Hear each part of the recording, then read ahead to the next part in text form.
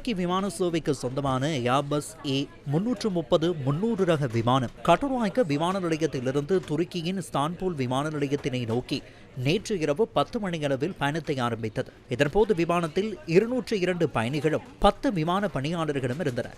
விமானம் பயணத்தை ஆரம்பித்து ஒரு சில நிமிடங்களில் தொழில்நுட்ப கோளாறு ஏற்பட்டதுடன் அதனை அறிந்து கொண்ட விமானிகள் அதனை கட்டுநாயக்க விமான நிலையத்திற்கு அறிவித்தனர். துருக்கி விமான சேவைக்கு சொந்தமான ஏர்பஸ் A330-300 விமானமே இது. நேற்றிரவு கட்டுநாயக்க விமான நிலையத்திலிருந்து விமானம் பயணத்தை ஆரம்பித்தது. அதன் பின்னர் சில நிமிடங்களிலே சிலாபம் உள்ளிட்ட சில பகுதிகளில் விமானத்தை தாழ பிறப்பதை மக்கள் கண்டிருக்கின்றார்கள். அதன் பின்னர் இந்த விமானம் தொடர்பிலே உலகமே பேச ஆரம்பித்தது. ஒரு குறிப்பிட்ட இடத்தில் விமானம் பறந்து கொண்டிருப்பதை மக்கள் அவதானித்தார்கள். உண்மையில் நடந்தது என்ன? ஏர்பஸ் A330-300 விமானம் கட்டுநாயக்கவில் இருந்து பயணத்தை ஆரம்பித்து சில நிமிடங்களின் பின்னர் அதன் சக்கர கட்டமைப்பினை உரிய முறையில் விமானத்துக்குள் உள்ளீர்த்துக் கொள்ள முடியாத நிலைமை ஏற்பட்டுள்ளதாக விமானிகள் அறிந்து கொண்டதுடன் விமானத்தினை அவசரமாக பாதுகாப்பான முறையில் தரையிறக்க வேண்டும் என அறிவித்துள்ளனர். 8.5 மணித்தியால நீண்ட பயணத்திற்காக விமானம் புறப்பட்டமையினால் அதன்போது விமானத்தில் அதிகளவு எரிபொருள் காணப்பட்டுள்ளமையினால் அந்த எரிபொருளுடன் விமானத்தினை தரையிறக்குவது ஆபத்தானதாகும்.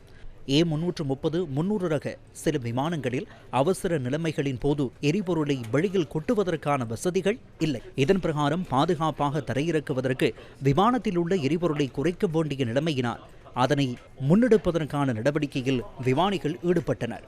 இது இவ்வாறான சந்தர்ப்பங்களில் மேற்கொள்ளப்படும் பாதுகாப்பு வழிமுறையாகும். 6000 அடி உயரத்துக்கு விமானத்தை உயர்த்தி 160 நோட்டிஸ் வேகத்திலே விமானத்தை பறக்க வைப்பதற்கு விமானிகள் நடவடிக்கை எடுத்தார்கள். குறிப்பிட்ட ஒரு சில பிரதேசத்தில் சிலாபம் மற்றும் அதனை அண்மித்த பகுதியிலே விமானம் தொடர்ந்தும் பறந்து கொண்டே இருந்தது.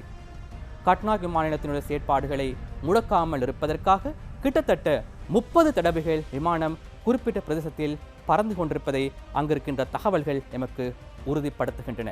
பின்னர் விமானிகள் இந்த விமானத்தை பாதுகாப்பாக தரையிறக்குவதற்கு நடவடிக்கை எடுத்தார்கள்.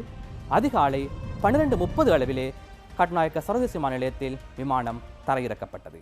அவசர தரையிறக்கத்திற்கு தேவையான அனைத்து நடவடிக்கைகளும் அதன்போது கட்டுநாயக்க விமான நிலையத்தில் தயார் செய்யப்பட்டிருந்தன. அதிகாலை 12:30 அளவில் விமானிகள் மிகவும் பாதுகாப்பான முறையில் விமானத்தை தரையிறக்கியதுடன் ஓடுபாதையில் உரிய இடத்தில் அதனை நிறுத்துவதற்கும் நடவடிக்கை எடுத்தனர்.